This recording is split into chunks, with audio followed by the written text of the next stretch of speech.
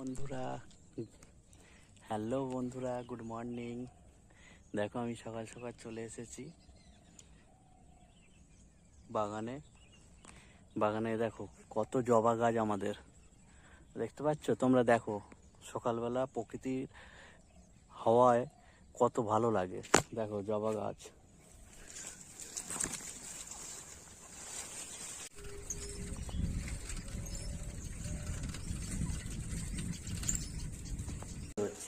আর যে মানুষটা কঠোর পরিশ্রম করে মালা গাঁথে সেই মানুষটার সাথেও তোমাদের পরিচয় করিয়ে দেবো।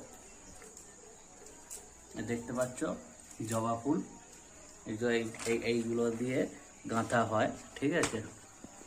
আর এই যে ছুঁচ, হ্যাঁ, এই যে মালা দেখো গাঁথা হয়ে আছে।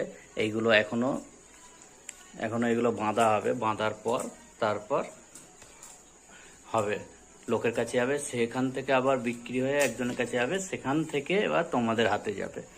আর এই যে মানুষটা গাঁথছে, এই যে দেখো মুখটা এখন আপাতত আবঝাই দেখতে পাবে, পরবর্তী ভিডিওতে চেষ্টা করো মুখটা ফেস দেওয়ার। এই যে কীভাবে গাঁথছে তোমাদেরকে তুলে ধরলাম, দেখো।